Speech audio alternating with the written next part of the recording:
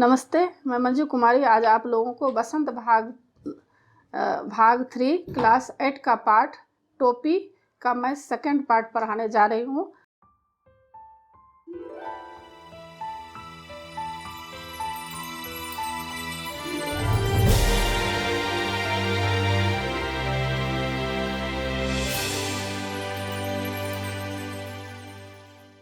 इससे पहले मैं इसका पार्ट 1 बना चुकी हूँ। उसको देखने के लिए आप ऊपर दिए गए आई बटन पर क्लिक करके देख सकते हैं, या नीचे दिए गए डिस्क्रिप्शन बॉक्स में भी देख सकते हैं, या प्लेलिस्ट में जाकर देख सकते हैं। और यह पार्ट 2 है, क्योंकि यह काफ़ी लंबा पाठ था, इसलिए मैं आप लोगों की सुविधा के लिए 2 पार्ट में बनाई हूँ। तो यह पार्ट 2 है।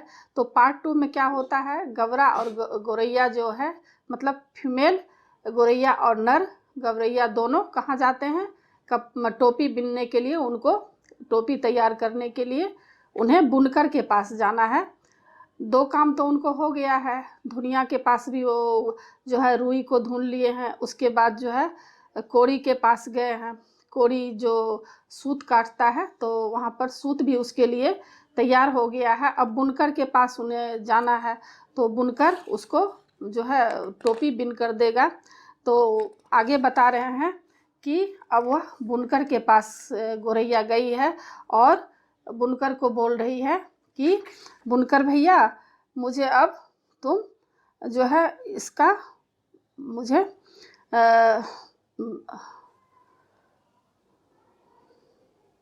बुनकर के पास जाती है और बोलती है कि इससे मुझे जो है टोपी बुनकर दो। तो बुनकर भैया इसे बुन दो। तो गौरैया ने साहस संजोकर कहा, हम सेंत मेत का काम नहीं करवाते, इसे बुन दे और आधा तू ले आधा हम लेंगे। अब गौरैया बोल रही है कि हम ऐसे ही किसी से फोकट में काम नहीं कराते हैं, और जो भी काम होगा करेंगे, आप करोगे तो इसमें से आधा मैं आपको दे दूंगी। बुनकर ने देखा कि सौदा बुरा नहीं है, और बुनकर को बहुत ही अच्छा लगता है, और बोलता है कि यह सौदा अच्छा नहीं है, इसे तो करना ही चाहिए। तो वह तैयार हो जाता है। सूत अपनी ओर खींचकर ताना वाना पसार देता है। उसका करघा चलने लगता है, और क्या होता है, वह तेजी से काम करने लगता है। ढड़की ढुलकने लगती है। थोड़ी ही देर में उसने काफ़ी गपस और दवीज कपड़ा बुन दिया। और बुनकर क्या करता है, गपस मतलब बहुत ही घना, और दवीज मतलब मजबूत कपड़ा बुनकर तैयार कर देता है। आधा उसने ले लिया और आधा जो है गौरैया को दे देता है। गौरैया ने 3/4 मंजिल पार कर ली थी। कपड़ा लिए दिए वह एक दर्जी के पास पहुंची। दर्जी भैया इसकी टोपी सिल दो। अब वह दर्जी के पास जाती है टोपी सिलवाने के लिए। तो दर्जी क्या कहता है, खिसकती हो कि नहीं यहाँ से। दर्जी रोष से बोला, मतलब गुस्सा में दर्जी बोलता है कि यहाँ से तुम चले जाओ। देखते नहीं, राजा जी की 7वीं रानी ने 9 बेटियों के बाद 10वां बेटा पैदा हुआ है। और बोल रहा है दर्जी कि तुम्हें मालूम नहीं है, राजा जी को पहले 9 लड़कियां थी, मतलब बेटियां थी, उसके बाद एक लड़का हुआ है। अब उस दशरथन के लिए मुझे ढेरों झब्बे सिलने हैं। झब्बे किसको बोलते हैं, ढीले ढाले वस्त्र जो बच्चे लोगों को पहनाए जाते हैं। तो बोल रहा है दर्जी कि मुझे अब झब्बे तैयार करना है। दर्जी ने माथे का पसीना पोंछते हुए ठंडी आह भरी, कुछ देना न लेना, भर माथे पसीना। अब वह भी यही एक जो है मुहावरा कह रहा है कि कुछ देना न लेना, भर माथे पसीना। मतलब वह भी कह रहा है कि राजा देखो कुछ देता लेता तो है नहीं, फोकट में मुफ्त में हमसे काम करवाता है। तो मादा गौरैया बोल रही है कि हम तो भैया बेगार में कुछ करवाते नहीं हैं। अब गौरैया बोल रही है कि मैं फोकट में तुमसे कोई काम नहीं करवाऊंगी। गौरैया बोली, इसे बुने कपड़े की टोपी सिल दो। अब सारा चीज़ तो तैयार हो गया है, बस तुम्हें टोपी सिलना है। बल्कि 2 टोपियाँ सिल दो, एक तू ले ले, एक हम ले लेंगे। अब गौरैया बोल रही है कि 2 टोपी इसमें से बन जाएगा, एक तुम लेना और एक मुझे दे देना। मुँह मांगी मजूरी पर कौन मूजी तैयार ना होता। और क्या होता है, वह भी खुशी खुशी तैयार हो जाता है। कच कच उसकी कैंची चल उठी और चूहे की तरह सरसर उसकी सुई कपड़े के भीतर बाहर होने लगी। मतलब काम करने लगा, सिलाई करने लगा। बड़े मनोयोग से उसने 2 टोपियाँ सिल दी, और बड़े ही खुशी से वो 2 टोपियाँ तैयार करता है। खुश होकर दर्जी ने अपनी ओर से एक टोपी पर 5 फुदने भी जड़ दिए। फुदने क्या बोलते हैं? टोपी पर गोल गोल सुंदर सुंदर ऊन के जो होते हैं फूल जैसा बना होता है, तो वह फुदना मतलब टोपी पर 5 फुदने जड़ दिए। उससे टोपी और दिखने में सुंदर लगने लगा। फुदने वाली टोपी पहनकर तो गोरैया जैसे आपे में न रही। अब जो है, जब फुदने वाली टोपी गोरैया पहनती है तो खुशी के मारे उछल पड़ती है। ढेर टांगों पर ही लगी नाचने, मतलब वह बहुत ही ज़्यादा खुश हो जाती है। फुदक फुदक कर लगी गबरा को दिखाने, और गबरा को दिखा रही है पहन के कि देखो मैं कितनी सुंदर लग रही हूँ, देख मेरी टोपी सबसे निराली 5 फुदने वाली। और वह खुशी से बोल रही है कि मेरी टोपी पर 5 फुदना लगा हुआ है, मतलब 5 फूल लगे हुए हैं और कितना सुंदर लग रहा है, देखो तो वाकई तू रानी लग रही है। अब नर गोरैया बोल रहा है कि सच में तुम तो रानी जैसी दिख रही है। गबरे को भी आखिरकार कहना पड़ा। गबरा आखिरकार उसको बोल ही पड़ा, रानी नहीं राजा कहो, मेरे राजा। अब बोल रही है कि तुम मुझे रानी नहीं कहो, मुझे राजा कहो। गौरैया ऊंचा उड़ने लगी। अब कौन राजा मेरा मुकाबला करेगा? अब गौरैया बोली कि मेरे जैसा कौन राजा हो सकता है, मेरा कोई मुकाबला नहीं कर सकता है कोई भी राजा। टोपी पहनते ही उसके मन में एक नए हुलस ने जोर मारा कि क्यों न इस मुल्क के राजा का भी एक बार जायजा लिया जाए। अब टोपी पहनने से उसके मन में जो है जोश आ जाता है, और वह कहने लगी कि इस मुल्क मतलब यहाँ इस देश के जो राजा हैं, एक बार उसको देखा जाए कि कैसे राजा हैं, जिसके लिए इतने सारे काम होते हैं। अब गोरैया के मन में जिज्ञासा हो जाता है कि एक बार देखना चाहिए कि राजा आखिर कैसा राजा है, जिसके लिए जब देखो जहाँ देखो वह काम में ही लगा रहता है। उड़ते उड़ते वह राजा के महल कंगूरे पर जा बैठी, और वह क्या की, उड़ते उड़ते राजा के महल के पास जा बैठी जहाँ पर राजा बैठा हुआ था। उसी वक्त राजा अपने चौबारे पर टहलुओं से खुली धूप में फुलेल की मालिश करवा रहा था। और जिस टाइम में गोरैया वहाँ पहुँचती है उस समय क्या होता है, वह चौबारे पर मतलब अपने बरामदे पर टहलुओं से खुली धूप में, वहाँ पर नौकर, टहलुओं बोलते हैं नौकरों को, नौकरों से खुली धूप में फुलेल मतलब खुशबूदार तेल का मालिश करवा रहा था राजा उस समय। राजा उस वक्त अधनंगा बदन और नंगे सिर था, और उस समय क्या होता है, जब मालिश वो करा रहा था तो अपना टोपी भी नीचे रख दिया था, टोपी अलग हटा दिया था और आधा शरीर उसका खुला हुआ था। एक टहलुआ सिर पर चंपी कर रहा था, और एक टहलुआ मतलब एक जो नौकर था वह क्या कर रहा था, उसके सर पर चंपी कर रहा था, मतलब मालिश कर रहा था। तो दूसरा हाथ पाँव की उंगलियां फोड़ रहा था, और दूसरा नौकर जो था वह हाथ पाँव की राजा की उंगली को फोड़ रहा था। तो तीसरा पीठ पर मुक्की मार रहा था, और तीसरा नौकर उसके पीठ पर मुक्की मार रहा था, और चौथा पिंडली पर गुद्दी काट रहा था। और इस तरह से सारे नौकर जो है राजा का हर तरह से मालिश कर रहा था। गौरैया कंगूरे पर से ही चिल्लाई। अब क्या करती है मादा गौरैया जो है कंगूरे पर से चिल्लाती है, मेरे सिर पर टोपी, राजा के सिर पर टोपी नहीं, राजा के सिर पर टोपी नहीं। क्योंकि नर गौरैया उसको कहा था कि राजा का जो है टोपी बहुत ही सुंदर है, वह सुंदर टोपी पहनता है। तो गौरैया बोल रही है कि मेरे सर पर तो टोपी है पर राजा के सर पर टोपी नहीं। मालिश करवाते राजा की नज़र गौरैया से टकरा जाती है, और गौरैया के सिर पर फुदने वाली टोपी देखकर उसकी अकल चकरा गई, और वह आश्चर्यचकित हो जाता है कि इतना सुंदर टोपी गौरैया के सर पर है। वह तो लगातार रटे जा रही थी, मेरे सिर पर टोपी, राजा के सिर पर टोपी नहीं। और गौरैया कहते जा रही है कि मेरे सिर पर टोपी है, राजा के सिर पर तो टोपी ही नहीं है।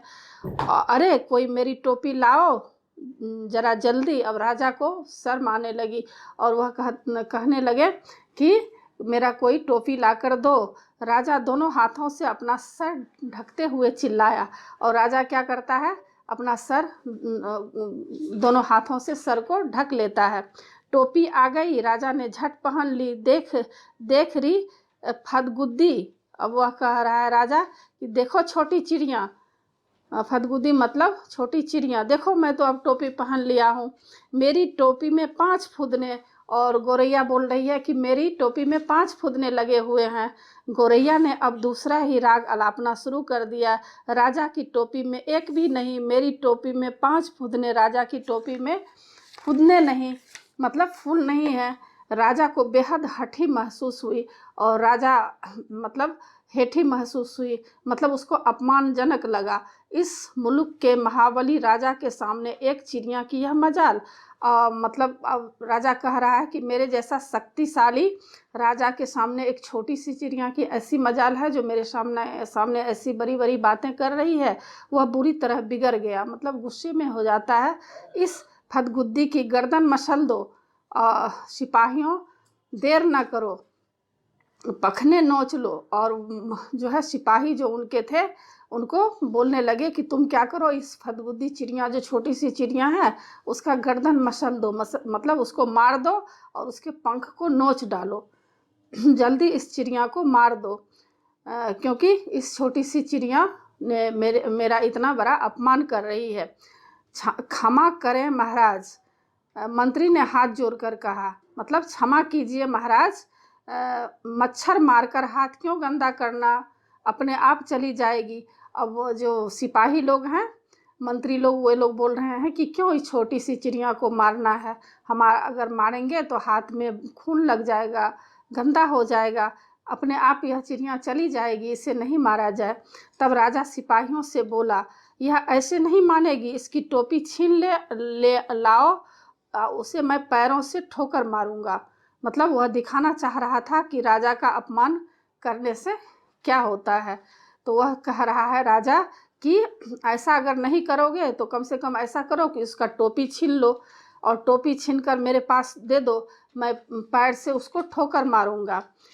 और एक सिपाही ने गुलेल मारकर गौरैया की टोपी नीचे गिरा दी। अब क्या होता है, राजा का आदेश सुनकर एक सिपाही गुलेल से मतलब बंदूक से क्या करता है, गौरैया की टोपी नीचे गिरा देता है। तो दूसरे सिपाही ने झट वह टोपी लपक ली और राजा के सामने पेश किया, मतलब झपट करके राजा के सामने उस टोपी को रख दिया। राजा टोपी को पैरों से मसलने ही जा रहा था कि उसकी खूबसूरती देखकर दंग रह गया।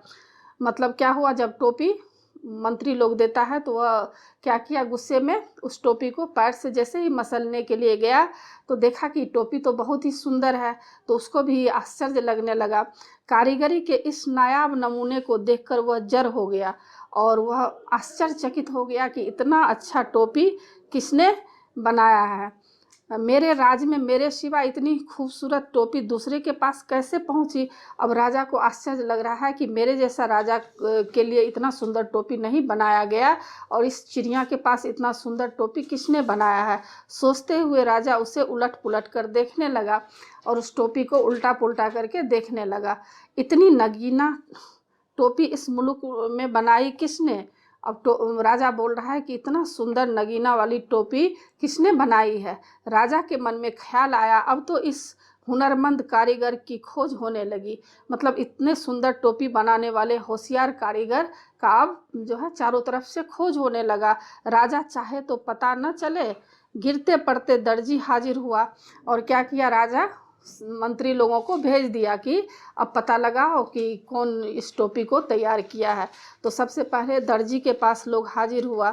दुहाई अन्नदाता, अब जो है जब दर्जी के पास मंत्री लोग पहुंचते हैं तो बोलते हैं कि दुहाई अन्नदाता। अब राजा को कहने लगा वो लोग, मंत्री क्या किया, राजा के पास उस दर्जी को पेश किया।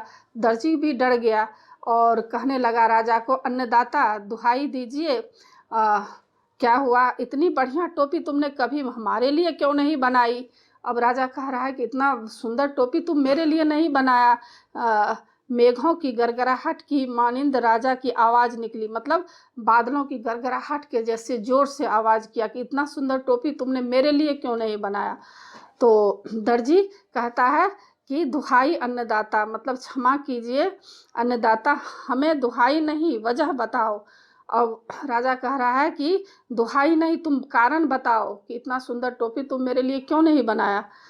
तो इस पर दर्जी कहता है, कपड़ा बहुत उम्दा था सरकार, मतलब इसका जो कपड़ा था गौरैया का काफ़ी अच्छा था, एकदम गपस और दबीज, मतलब काफ़ी घना कपड़ा था और दबीज था, मजबूत था। ऐसा उम्दा कपड़ा किसने बुना? अब राजा कहता है कि यह जो कपड़ा बुना आखिर कौन बुना है? उम्दा मतलब अच्छा कपड़ा। नाग की मानिंद राजा फूंक मारने लगा और गुस्से में फुफकारने लगा कि इतना अच्छा कपड़ा किसने बनाया। गिरते पड़ते बुनकर हाजिर हुआ। अब बुनकर को वहाँ पर हाजिर किया गया तो बुनकर बोलता है कि माफ़ी बख्शे सरकार। अब वो भी मतलब सारे लोग जो है राजा से डर रहे थे। अब यह भी बोल रहा है कि मुझे माफ़ कर दीजिए सरकार। माफ़ी नहीं, वजह बताओ। सूत बड़ा उम्दा था सरकार। अब जो है क्या बोल रहा है बुनकर जो है वह बोल रहा है कि यह जो सूत था काफ़ी सुंदर था, अच्छा था, एकदम महीन और लच्छेदार था, मतलब बहुत ही पतला था और लच्छेदार था। इतना महीन सूत किसने काटा? अब वह बोल रहा है राजा कि इतना महीन सूत किसने काटा? शेर की मानिंद राजा ने दहाड़ मारी और काफ़ी ज़ोर से चिल्लाया। गिरते पड़ते कोरी हाजिर हुआ। कोरी बोलते हैं सूत काटने वाले को वहाँ हाजिर किया गया। जान बख्शे महाराज। अब जो है वह भी डर के मारे कांपने लगा और बोल रहा है कोरी कि महाराज मेरी जान को बख्शें, मेरी जान नहीं लीजिए आप महाराज, जान नहीं वजह बताओ। अब सरकार वो बोल रहा है राजा कि जान नहीं, तुम वजह पहले बताओ। रुई बड़ी बेहतरीन थी। अब बोल रहा है कोरी कि यह जो रुई था ना काफ़ी बेहतरीन सुंदर रुई था सरकार, एकदम बादलों की तरह धुनी हुई, बहुत ही सॉफ्ट रुई थी। इतनी बेहतरीन रुई किसने धुनी? अब उसको यह भी आश्चर्य लगा कि इतनी बेहतरीन रुई जो है किसने तैयार किया है। बिजली की तरह राजा की आवाज़ करकी और काफ़ी गर्जन के साथ बोल रहा है कि किसका इतना हिम्मत है, इतना सुंदर बेहतरीन रुई कौन धुना है, तो उसको भी तैयार किया जाए। अब क्या हुआ, हाँफते छाती पीटते धुनिया हाजिर हुआ और धुनिया को भी पता लगा कर वहाँ लाया गया। क्षमा करे अन्नदाता। और वह बोल रहा है कि मुझे क्षमा कर दीजिए अन्नदाता। क्षमा नहीं, वजह बताओ। अब राजा बोल रहा है क्षमा नहीं, तुम वजह बताओ। राजा गुस्से से कांप रहा था। तुम चारों ने मिलकर इस गौरैया का काम किया, हमारे लिए आज तक ऐसा काम क्यों नहीं किया? अब वो लोग जो है राजा डांट रहे हैं उन लोगों को कि तुम लोगों ने सब मिलकर गौरैया के लिए इतना अच्छा काम किया और मेरे लिए इतना काम अच्छा क्यों नहीं किया?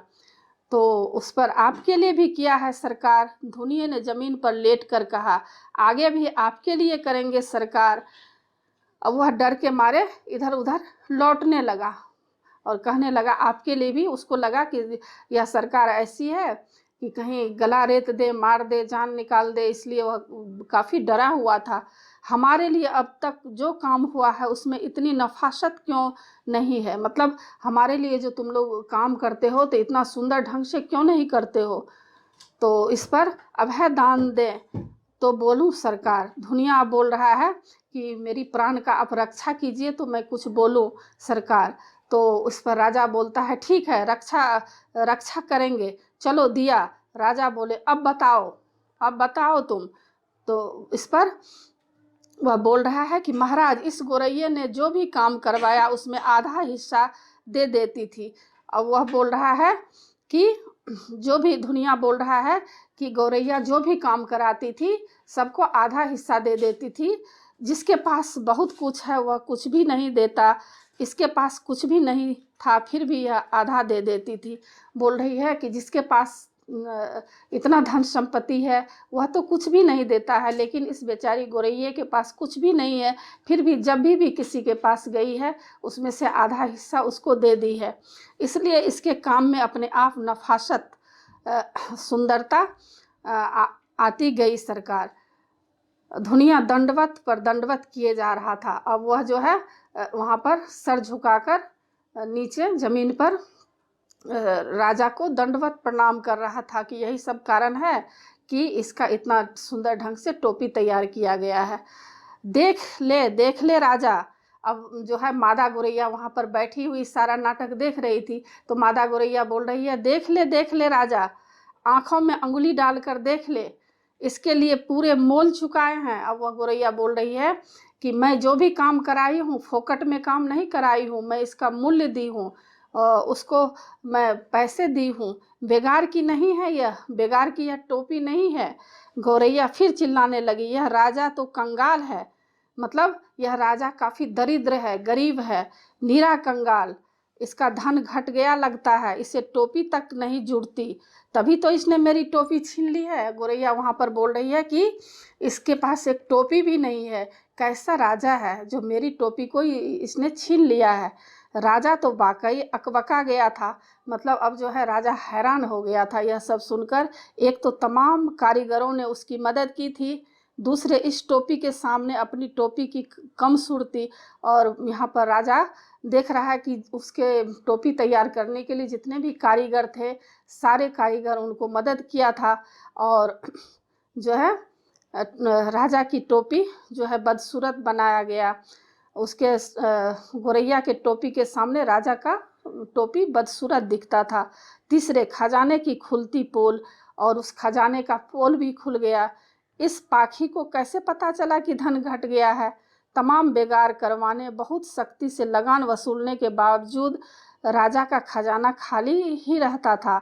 मतलब अब वह सोच रहा है राजा कि इसको कैसे पता चल गया है कि मेरे खजाने में धन घट गया है, जबकि मैं सबसे बेगार लेता हूँ, टैक्स लेता हूँ, और उसके बाद भी मेरा खजाना जो है खाली हो गया है। इतना ऐशो आराम, इतनी लश्करी, इतने लवाजिमे का बोझ, खजाना संभाले भी तो कैसे? तमाम लोग निकल आए थे यह अनोखा तमाशा देखने के लिए, और वहाँ जो गौरैया उसको डांट रही थी राजा को, वहाँ आसपास के लोग भी थे, सारे लोग वहाँ तमाशा देखने के लिए चले आए। मंत्री ने हौले से कहा, यह मुंहफट तो महाराज को बेपर्दा ही करके दम लेगी। अब मंत्री लोग जो राजा के थे वह लोग भी, मतलब वे लोग भी हैरान हो गया था, और वह अपने आप में सब लोग बोलने लगे कि यह तो गौरैया जो है मुंहफट है, यह तो महाराज का पर्दा जो है हटा दी है, और उसको पूरा मतलब जलील कर रही है। राजा तो खुद घबरा रहा था, अब राजा घबरा गया कि उसका पूरा पोल जो है यह छोटी सी गौरैया खोल दी है, तो झट से बोल पड़ा, इसकी टोपी वापस कर दो। अब राजा काफ़ी घबरा गया और बोल पड़ा कि इसकी टोपी को वापस कर दो। उसका मन यह हो गया कि अगर टोपी हम गौरैया का वापस कर देंगे तो गौरैया चुप हो जाएगी, शांत हो जाएगी, कुछ मेरे बारे में गलत नहीं बोल पाएगी। सिपाहियों ने कहना माना, टोपी वापस कंगूरे की ओर हवा में उछाल दी। मतलब जहाँ पर गौरैया बैठी हुई थी शिखर पर, वहाँ पर टोपी को वे लोग फेंक देता है। गौरैया ने फिर से टोपी पहन ली और उड़ उड़ कर कहने लगी, यह राजा तो डरपोक है। अब जो है नया राग वह अलापने लगती है, चिड़िया बोल रही है कि यह राजा डरपोक है, मेरा डरपोक है, मुझसे डर गया मुझसे डर गया, अभी तो इसने मेरी टोपी लौटा दी। अब जो है गौरैया कह रही है कि यह सचमुच में यह राजा मुझसे डर गया है, इसलिए तो मेरा टोपी वापस दे दी है। कौन इस मुंह फट के मुंह लगे? क्यों मंत्री जी? कहकर राजा ने अपनी टोपी कसकर पकड़ ली, और यहाँ पर राजा कहने लगा कि इस मुंह फट से कौन मुंह लगाएगा? और क्यों मंत्री जी? कहकर राजा ने अपनी टोपी कसकर पकड़ ली।